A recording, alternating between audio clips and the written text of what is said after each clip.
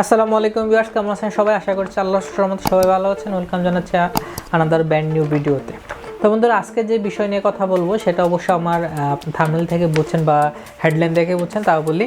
আজকে যে বিষয় নিয়ে কথা বলবো সেটা হচ্ছে যে কপিরাইট স্ট্রাইক বা কপিরাইট ক্লেম আসলে আপনি কি ভিডিও ডিলিট করতে পারবেন কিনা।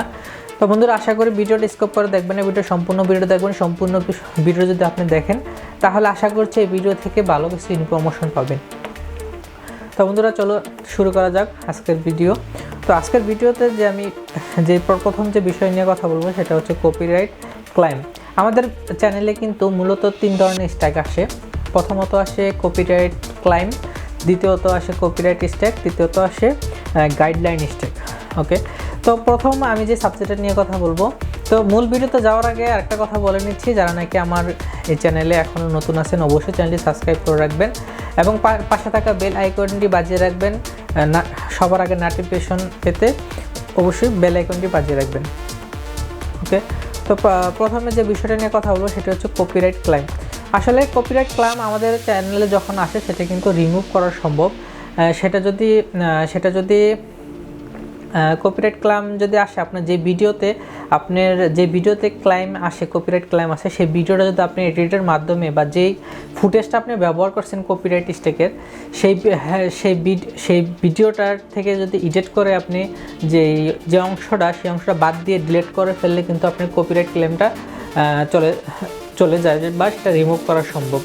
ওকে, যেটা মোস্ট ইম্পর্টেন্ট আমাদের চ্যানেলের জন্য বা যেটা খুব বেশি গুরুতর প্রবলেম সেটা হচ্ছে যে কপিরাইট স্ট্রাইক।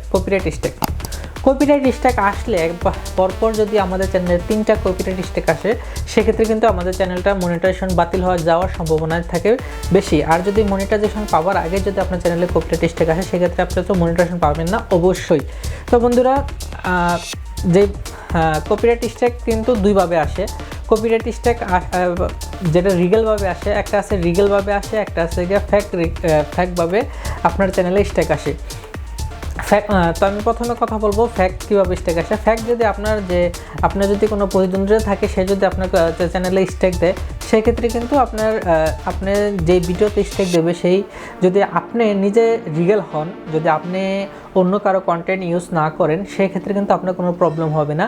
তো কিন্তু এতে কিছু টিপস ফলো করতে হবে। তো সেই টিপসটা হলো যে আপনার যদি কেউ বা আপনি নিজে 100% কনফার্ম যে আপনি অন্য কারো কিছু আপনি ব্যবহার করেন নাই, কোনো ভিডিও ক্লিপ বা কোনো অডিও রেকর্ডিং কিছু আপনি ব্যবহার করেন নাই, কোনো পিকচার ব্যবহার করেন নাই, সেক্ষেত্রে যদি আপনার চ্যানেলে যদি কোনো যে ভিডিওতে আসে, সেই ভিডিও ডিলিট করার আগে অবশ্যই আপনার ইউটিউব চ্যানেলের সেটিং অপশনে যাওয়ার পরে দেখবেন যে কাউন্টার নোটিফিকেশন নামে একটা অপশন আছে। সেক্ষেত্রে কিন্তু আপনি ইউটিউব অ্যালগরিদমের কাছে কিন্তু আপনি রিপিট অ্যাপ্লাই করতে পারবেন যে আপনি কারো কন্টেন্ট ইউজ করেন নাই। সেক্ষেত্রে কিন্তু ইউটিউব অ্যালগরিদম আপনার যে ভিডিওতে স্ট্রাইক আসছে সেই ভিডিওটা পুনরায় আপনার ভেরিফাই করার পরে কিন্তু আপনার স্ট্রাইকটা উঠিয়ে দেবে। সেক্ষেত্রে কিন্তু যে স্ট্রাইক দিল তার আপনার চ্যানেলে কোনো সমস্যা হবে না।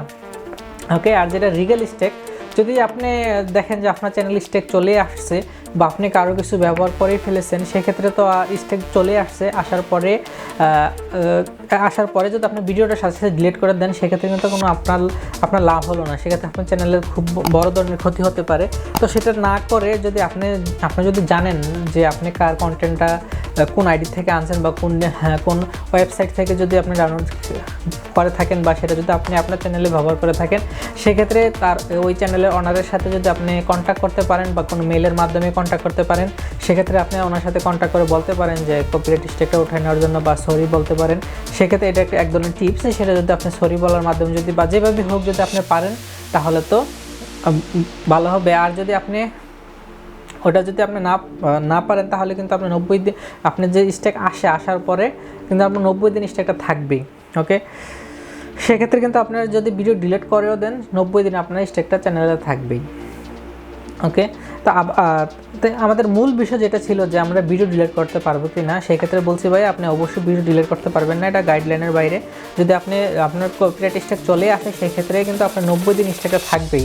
যে পর্যন্ত যে স্ট্রাইক দিয়েছে সে যে পর্যন্ত স্ট্রাইকটা না রিমুভ করে দেবে, না উঠিয়ে নেবে, সেই ক্ষেত্রে আপনার স্ট্রাইকটা থাকবে। তো আপনার স্ট্রাইক আসার সাথে সাথে আপনি ভিডিও ডিলিট করে দেওয়া অবশ্যই কোনো বুদ্ধিমানের বুদ্ধিমান ইউটিউবার কাজ হবে না। সেক্ষেত্রে যদি স্ট্রাইক চলে আসে সেক্ষেত্রে 90 দিন পরেই আপনার চ্যানেল থাকলে আপনি 90 দিন আপনার সাথে ডিলিট করার পরে যে প্রবলেম হবে 90 দিন পর ডিলিট করাটা আপনার একই প্রবলেম হবে। ওকে, যদি চলেই আসে আর যদি কোনো ওয়েতে আপনি যদি নাই আপনি রিমুভ করাতে পারেন সেক্ষেত্রে তো আর কিছু করার নাই। তো আপনি সাথে ডিলিট না করে 90 দিন পরে ডিলিট করলেই বেটার হবে।